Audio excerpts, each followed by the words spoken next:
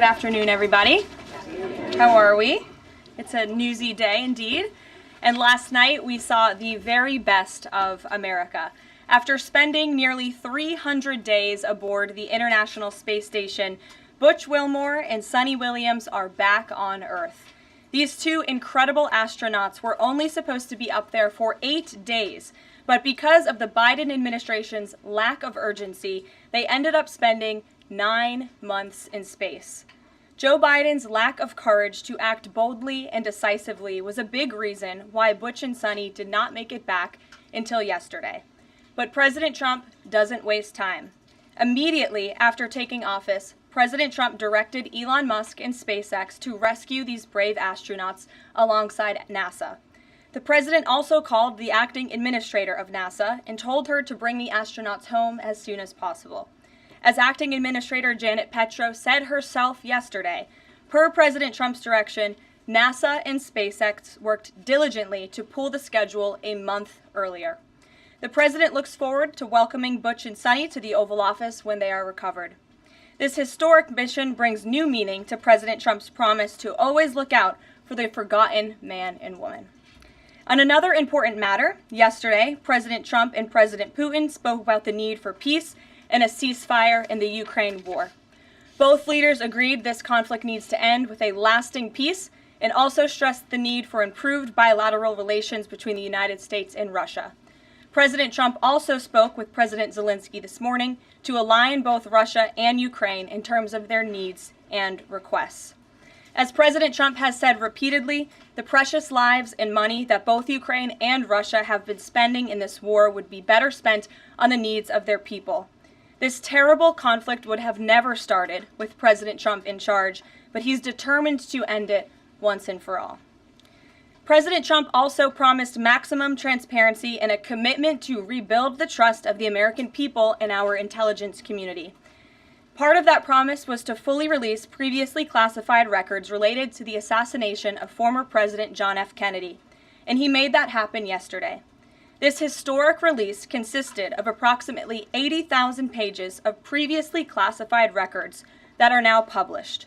The records are available to access either online at archives.gov/JFK or in person, accessible to the American people at the National Archives in College Park, Maryland. Records that are currently only available for in-person viewing are being digitized and will be uploaded in the coming days. On another note, positive economic data continues to pour in, showing the immediate impact of President Trump's pro-growth agenda. After suffering a steep decline in the final year of the Biden administration, the manufacturing sector came roaring back in February. Industrial production surged in February, these are new numbers, 3 times at a greater 3 times rate than the expectations to its highest ever recorded level. And President Trump's laser focus on massive deregulation and unleashing our domestic energy industry is leading to stabilities for Americans' bottom lines. As Newsweek summed it up today, gas prices are plummeting under President Trump. And the Trump administration continues to make American communities safer through our ongoing mass deportation campaign of illegal alien criminals. Yesterday, FBI Director Kash Patel announced the agency captured another fugitive from its 10 most wanted list, securing the extradition of Francisco Javier Roman Bardeles, a key senior leader of the brutal MS-13 gang. And the brave men and women of ICE also arrested a number of dangerous aliens across the country in recent days. You will see them on this screen. ICE San Francisco just arrested a citizen of Guatemala convicted of sexual battery. ICE New Orleans arrested a citizen of Ecuador convicted of rape in Suffolk County, New York. ICE Atlanta arrested a citizen of Mexico convicted of assault by strangulation. ICE Dallas arrested a citizen of Mexico convicted of assault with a firearm and rape with a foreign object. And ICE Houston arrested a citizen of Guatemala convicted of indecent sexual contact with a child in Texas. These are heinous criminal alien monsters who the previous administration allowed to flood into our country. And every time President Trump and this team deport one of them, our country becomes safer. Finally, before I open it up to questions, I want to tout how successful our efforts have been in filling out President Trump's administration. There have been a record number of 281 Senate confirmed nominations already, with another 280 in process. Here at the White House, OPM and GSA, we have filled 100% of the total number of slots. And this is a record number of placements in the first 58 days of any administration, and a testament to the caliber and the sheer quantity of talented people who want to work for President Trump to make America great again. Here in our new media seat today, we have Katie Pavlich. Katie is the editor of townhall.com, which is a subsidiary of Town Hall Media. It's a leading conservative news and opinion outlet based right here in Washington, D.C., with writers and journalists reporting around the country. Last year, Town Hall Media had 60 million unique users and 1.4 billion page views, with a broad reach on a number of social media platforms. With that, Katie, please kick us off. Thank you, Karoline. Really appreciate it. Sure. Thank you. So given the back and forth with this U.S. District Judge and the administration's use of the Alien Enemies Act, does the President plan to send new and additional flights of Venezuelan gang members, now designated as foreign terrorists, from the U.S. to El Salvador or elsewhere? Can Americans expect to see those flights sometime soon? Americans can absolutely expect to see the continuation of the mass deportation campaign that has been successfully led by this president, Secretary of Homeland Security Kristi Noem, and also our Secretary of State, Marco Rubio. Since you brought up the judges, I would like to point out that the judges in this country are acting erroneously. We have judges who are acting as partisan activists from the bench. They are trying to dictate policy from the President of the United States. They are trying to clearly slow walk this administration's agenda, and it's unacceptable. As the President said last night, we will continue to comply with these court orders. We will continue to fight these battles in courts, but it's incredibly apparent that there is a concerted effort by the far left to judge shop, to pick judges who are clearly acting as partisan activists from the bench in an attempt to derail this president's agenda. We will not allow that to happen. And not only are they usurping the will of the president and the chief executive of our country, but they are undermining the will of the American public, tens of millions of Americans who duly elected this president to implement the policies that are coming out of this White House. And then one more question. Senate Minority Leader Chuck Schumer said yesterday that he was united with Democrats in working against Americans who, quote, their attitude is, I made my money all by myself, how dare your government take my money from me? Or, I built my company with my bare hands, how dare your government tell me how to treat my customers? What is the president's response to this, given his upcoming tax agenda and need to work on Capitol Hill? Well, we certainly hope that Democrats all of a sudden are for more money in the pockets of the American public. The president has made it incredibly clear that he is committed to tax cuts. He is committed to passing a big reconciliation package later this year, ending no taxes on tips, taxes on overtime, no taxes on Social Security for our hardworking seniors. And we encourage everybody on Capitol Hill to support that when it comes to the finish line, especially Democrats who clearly need a boost from the American public right now. Their approvals are at an all-time record low. Thanks for being with us, Katie.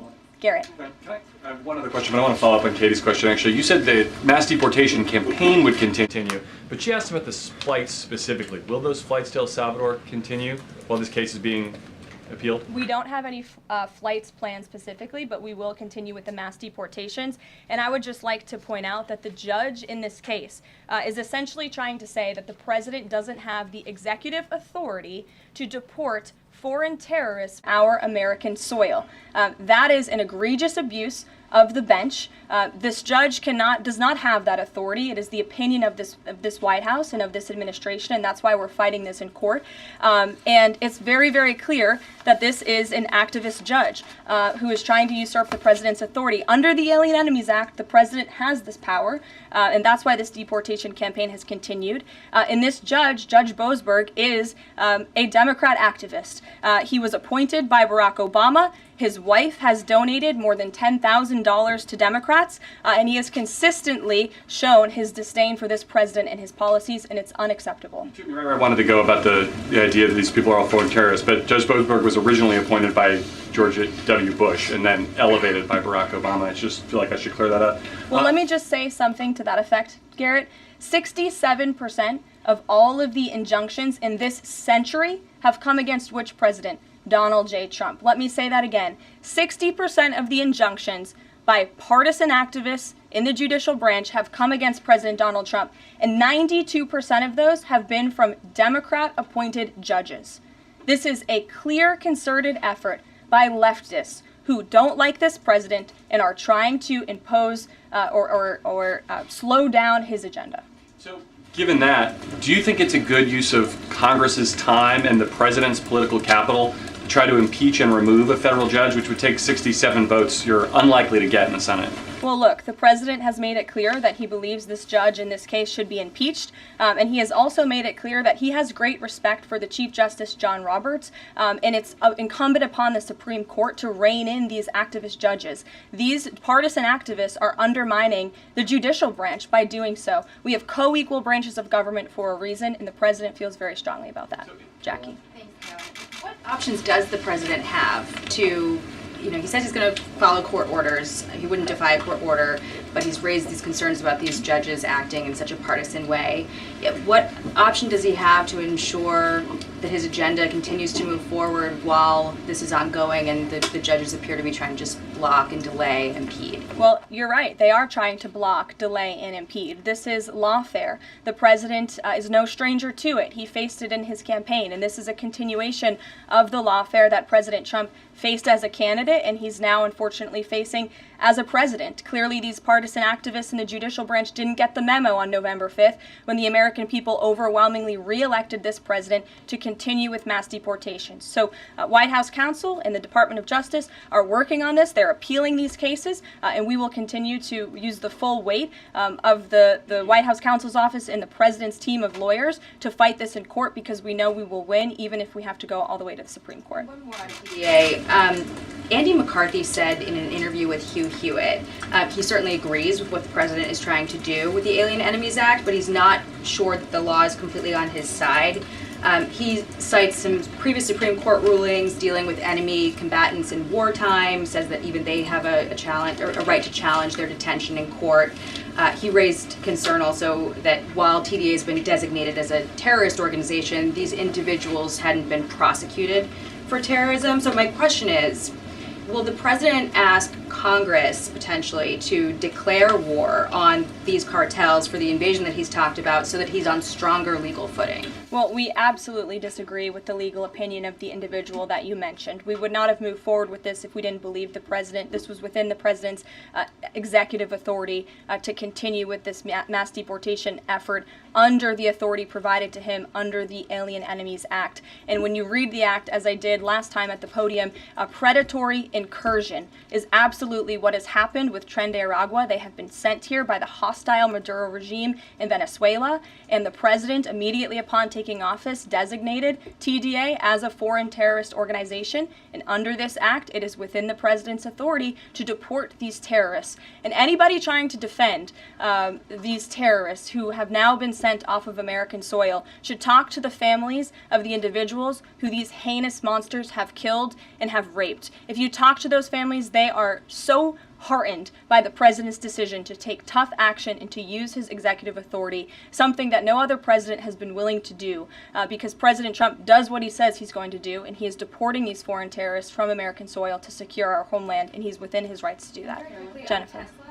Very quickly on Tesla, there's a website that's trying to dox Tesla owners across the country and saying they're only going to take down personal information when people show that they've sold their cars. What's the administration going to do about that? I haven't seen that website, but we certainly think it's despicable, the violence that has taken place against Tesla, the company, its employees, and also just Americans who have chosen to drive an electric vehicle. Many of them are Democrats, by the way. Democrats were big supporters of Tesla and of electric vehicles until Elon Musk decided to vote for Donald Trump. So we would like Democrats to also come out and condemn this heinous violence that we have seen, and I believe the Attorney General has said she's investigating these incidents as acts of domestic terrorism. Jennifer. On Ukraine, can you say, is the White House going to pause foreign military aid or intelligence sharing with Ukraine, as Russia says it's pushing for, and then have a follow-up on the Federal Trade Commission? Sure. When it comes to Ukraine, I do have a statement for you from the National Security Advisor and also the Secretary of State.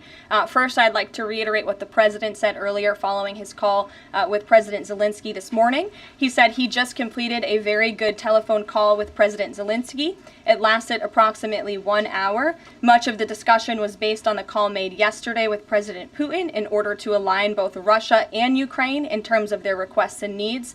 We are very much on track, and I will ask Secretary of State Marco Rubio and Mike Waltz to give an accurate description of the points discussed. That statement will be put out shortly. Well, I have that statement for you right here. Bear with me as I read it. Today, President Trump and Ukraine's President Volodymyr Zelensky had a fantastic phone conversation.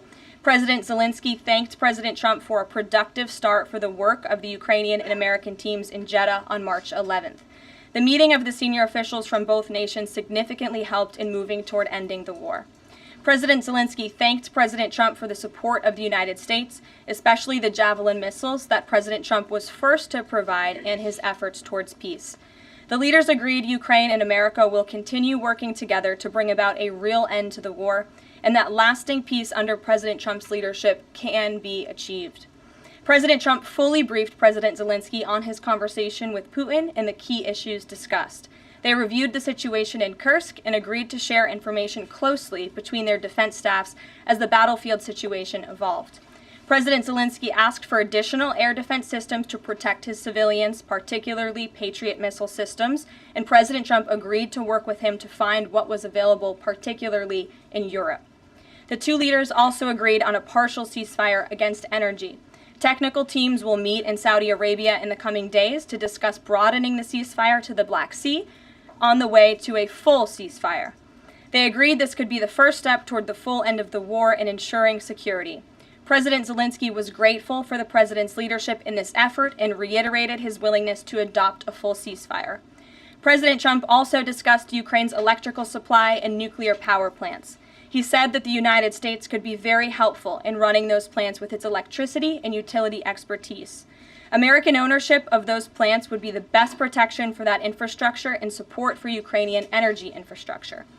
President Zelensky also thanked President Trump for continuing to push humanitarian concerns, including the exchange of prisoners of war. He noted they had just had a successful exchange and thanked the president for his leadership on that. President Trump also asked President Zelensky about the children who had gone missing from Ukraine during the war, including the ones that had been abducted, and President Trump promised to work closely with both parties to help make sure those children were returned home. They agreed all parties must continue the effort to make a ceasefire work. The presidents noted the positive work of their advisors and representatives, especially Secretary Rubio, National Security Advisor Mike Waltz, Special Envoy Kellogg, and others. The presidents instructed their teams to move ahead with the technical issues related to implementing and broadening the partial ceasefire. The presidents instructed their advisors and representatives to carry out this work as quickly as possible. The presidents emphasized that in further meetings, the teams can agree on all necessary aspects of advancing toward lasting peace and security. That is a lengthy statement that was just given to me, so thanks for bearing with me. Our office will, of course, provide this after. And as you know, as I just pointed out in the statement, the president's team of negotiators and national security experts will be heading to Saudi again later this week to continue working on and ironing out the details. But I would just like to emphasize we have never been this close to peace, and it's only because of President Trump that we are here. I think a couple of years ago, as you all reported on the war, it was incomprehensible to have a partial ceasefire in this conflict. And today, that is true because of the leadership of this president. So they agreed to closely share information between their defense staffs. Does that mean all intelligence sharing will continue? So the White House is rejecting Russia's request to pause that? Intelligence sharing in terms of defense for Ukraine will continue to be shared. Thanks, Karoline. I have two questions. One on the United States Institute of Peace and then on the Supreme Court, if that's okay. Sure. So on the United States Institute of Peace, this is a little bit wild. I understand the old president refused to leave after he was removed from his position. He barricaded himself in his offices, had to be escorted out by police, left the building without Wi-Fi, telephones, elevators, and more, and is now telling media that Doge broke in and illegally removed him. So can you comment on this sequence of events and specify, did Doge illegally? I'm really glad you brought this up, Mary. We were made aware of this story by individuals at Doge, at Elon Musk's team, and also at the State Department who were unable to access this building.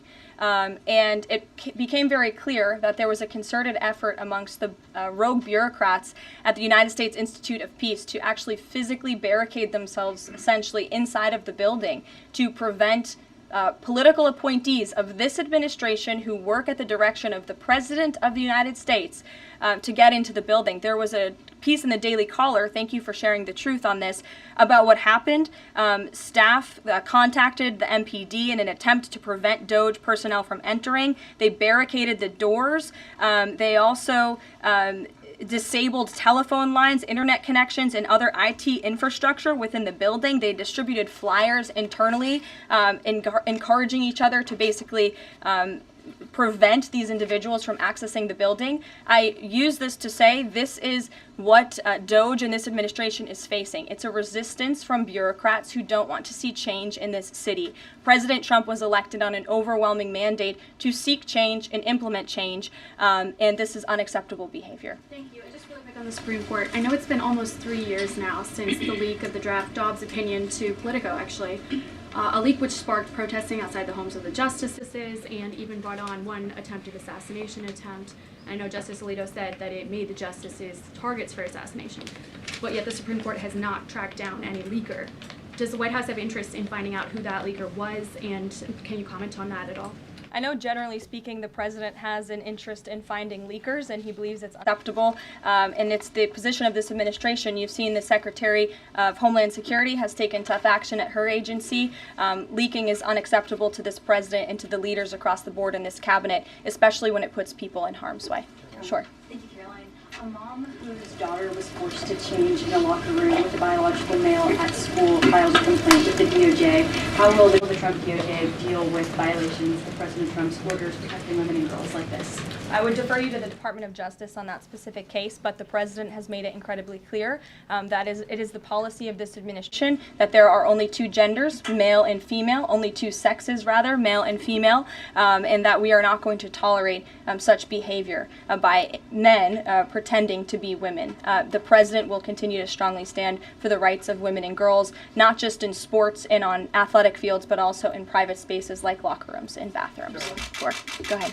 Thank you. On the FTC, two quick questions. Can you explain the president's thinking in his decision to fire the two Democratic commissioners, especially given that Mark Meadow is on track to be confirmed next week and there would be a Republican majority? My biggest question is why now? Sure.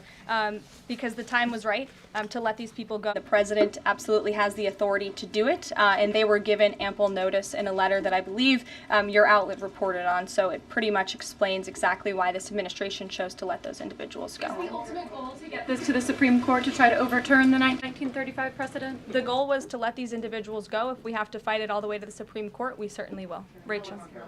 Back to those deportation flights to El Salvador, can the administration provide any more details on how authorities determined that each of those men were in fact members of a gang? And if the White House can publish images, photos, videos of those men, why can't the administration just release basic information like their identities and names? We are not going to reveal operational details about a counterterrorism operation, but what I can assure you, as I said on Monday, we have the highest degree of confidence in our ICE agents and our Customs and Border Patrol agents who have committed their lives to targeting illegal criminals in our country, particularly foreign terrorists, and they had great evidence and indication. They have the highest degree of professionalism, and they were 100% confident in the individuals that were sent home on these flights and in the president's executive authority to do that. Follow up, I know in the last briefing you cited privacy concerns as a reason why the administration may not be able to reveal the identities. What exactly are the privacy rights of immigrants who were deported that the administration says were dangerous enough to be sent to El Salvador and sit in a prison? Again, as I just said, we're not going to reveal the operational details of a counterterrorism operation for quite obvious reasons. We're trying to combat terrorism here in the United States of America. Jeff. I could ask something else about the phone call yesterday. There was a couple different readouts from the Kremlin and the U.S. on a couple different points. One was energy and infrastructure. The U.S. statement said energy and infrastructure. The Kremlin said energy infrastructure.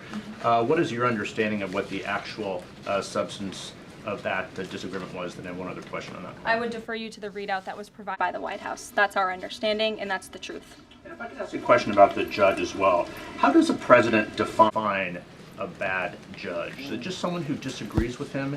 And is that a dangerous precedent in this case, because this is a temporary ruling from Judge Boasberg that he could ultimately rule in your favor? Is he setting up a standard here for calling for the impeachment of a judge who may ultimately rule on your side?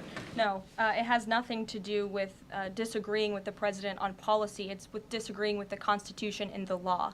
And it's trying to usurp the authority of the executive branch of this country. It's having baseless reasoning for these injunctions. And it's a clear effort by these judges to slow roll this president's agenda. And if you just look at the injunctions that this president has faced, deporting foreign terrorists from our homeland, hiring and firing of executive branch employees, which when the president is the executive of the executive branch.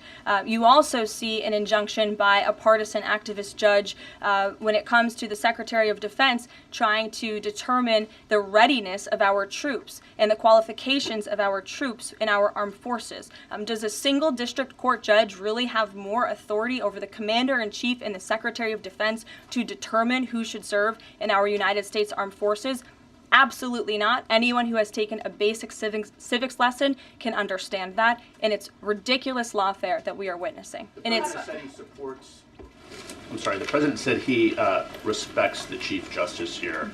Does he respect him specifically on this case and this opinion, or respects him overall? And has he spoken to any other Supreme Court justices? The president respects Chief Justice Roberts overall. He just expressed that to me in the Oval Office, but it's also quite clear that the Supreme Court needs to rein in these judges who are acting as partisan activists, and they are undermining the judicial branch, and it's a dereliction of duty on their behalf. Deanna, go ahead. Thank you so much, Karoline. On the call with Zelensky, did they discuss the minerals deal at all?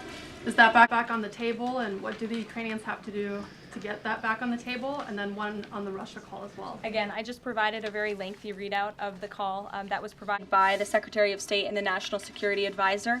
And now we have moved beyond the economic minerals deal. We are at a place of peace. We're at a partial ceasefire, and we're moving towards a full ceasefire and a long-standing peace in this conflict. And that's great news for the American public. Kremlin readout mentioned that Trump and Putin spoke about potential U.S.-Russia hockey games.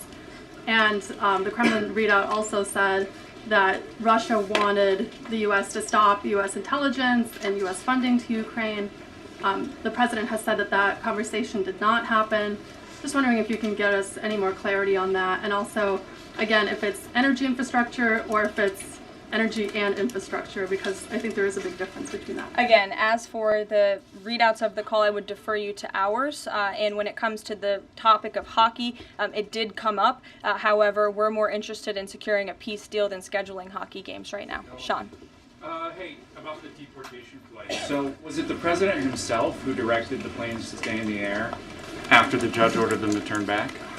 The president signed invoked the Aliens Enemies Act with a proclamation, which then directed the Department of Homeland Security and the Department of State to move forward with the plan of action. And as I said yesterday, all of the planes that were subject to the judge's written order took off before the order was submitted in court. I was asked and answered that question multiple times yesterday. Kate, go ahead. Is the president still considering pressuring Russia with sanctions or tariffs to try to get a full ceasefire? And is there any kind of deadline or timeline that the White House has in mind for when that pressure might ramp up? Again, the president had a nearly 2-hour-long call with President Putin yesterday. We provided a readout of that call, and we have his negotiating team heading to the Middle East this week to continue these discussions in regards to sanctions and any other details. I'm not going to give a readout of those from this podium. And on TikTok, is Oracle the leading contender for a deal? And would the U.S. back a deal that keeps TikTok's algorithm and the underlying technology still in Chinese hands? As President Trump does so well, we don't get ahead of ourselves when we are in the midst of the art of the deal. So when the president and this team are ready to announce a deal on TikTok, which is a high priority for the president, we will make that known. I've seen that reporting, but I'm not going to comment on it just yet. Sure, go ahead. Thank you. Press Secretary Leavitt. Some prominent Trump supporters have been making the case that Derek Chauvin deserves a pardon. They argue that he did not receive a fair trial. Joe Biden and other Democrats actually implied that he was guilty while the trial was going on. BLM rioters had these jurors under immense threat and pressure. Mainstream media, frankly, many news outlets here today are complicit here. They chose to ignore the autopsy report. They chose to ignore the full body camera footage. They decided to slander Derek Chauvin as a racist cop instead. Does the administration believe Derek Chauvin received a fair trial, and will they consider a pardon moving forward? The president has been asked and answered this question. He said it's not something he's considering at this time. Philip. Thank you. Two questions. First, just a follow-up on the readouts from those calls. When it comes to the discrepancies between the U.S. and Russian readout of that call between President Trump and Putin, is it the president's assessment that something is getting lost in translation, or does he believe that the Russians are trying to play games here? Nope. The president believes in his team that put the readout out, and he also put his own out on Truth Social. We've been incredibly transparent about all of the president's calls with foreign leaders, and again, I would defer you to the readout. And then following up on... Thank you, Karoline. White House said yesterday that gas prices across the U.S. have fallen for the fourth straight week. 34 states now seeing gas under $3 a gallon. This limited ceasefire with Ukraine regarding oil refineries, energy, will that affect gas prices here in the U.S.? Well, it's certainly the president's hope that gas prices will continue to fall, and he's working every single day to ensure that we do. As you just mentioned, there's been very encouraging data. Inflation is cooling and gas prices are falling. The president has established a National Energy Dominance Council, and it's ultimately the president's goal. And this administration is working hard on it every single day to increase our energy production right here in the United States of America, to have it Trump energy boom like we saw in our first term, which will not only lead to lower fuel prices here at home, but also lessen the rate of inflation that was created by the previous administration. One more on Tesla, Karoline. Tim Walz, Governor Walz, saying last night he frequently checks Tesla stock, in doing so to, quote, give me a little boost during the day. How should Americans view politicians who take pride in the downfall of an American car company? I think that's quite sad, but I think Governor Walz unfortunately is living a sad existence after his devastating defeat on November 5th. Reagan, go ahead. Thank you, Caroline. Across the country, Tesla cars are being lit on fire, dealerships are being shot up, Molotov cocktails are being used. There was a website posted yesterday that shared the addresses of private Tesla owners and reportedly had Kash Patel's information on it. A.G. Bondi has called this acts of domestic terrorism. Does the White House have any indication that this is some sort of coordinated movement or that it's being funded by some outside group? And do you know if the investigation by the DOJ is being investigated as incidents of organized terror? I believe the Attorney General has made her comments clear on that. She is investigating these events as acts of domestic terrorism, and we fully condemn them. And as I said earlier to Jackie's question, we think it's despicable what is happening to not just this American company, but also their innocent employees. And again, innocent Americans who drive these vehicles. And we condemn it wholeheartedly. Sure. More than 24,000 workers in 18 agencies are in the process of being reinstated. What is your message to these workers, and can you assure them they won't be fired again as the administration directs agencies to do more layoffs? Well, the administration is complying with the court's order. Again, as I have spoken about repeatedly, we think it's despicable that we have judges acting as judicial activists, partisan activists, trying to dictate who the president of the United States, the executive of the executive branch, can hire and fire. We have never seen anything like this. We are fighting this in court, and we will continue to fight it all the way to the Supreme Court if we have to. And as for federal employees, it's been the very common sense position of this president and the administration that bureaucrats here in Washington, D.C. need to show up to the office just like the rest of America. Middle-class Americans, from doctors to business owners to teachers to law enforcement officers, have to show up to their offices every single day. And the president has made it a clear priority that people in this city have to do the same. And we are also continue to be committed to reducing the scale of our workforce and to reducing the size of our federal bureaucracy here in Washington, D.C. to save taxpayers' money. Annie, go ahead. Thanks so much. In the statement that you read, you referenced the president's interest in helping return Ukrainian children to their parents and to their families. There's an organization that provides intel and information about those children that their aid has been cut. It's a Yale University program that used foreign aid, and I'm curious if, as part of this new thinking with Ukraine, that aid might be unfrozen. I have no updates about that or the specific program at this time. Karen.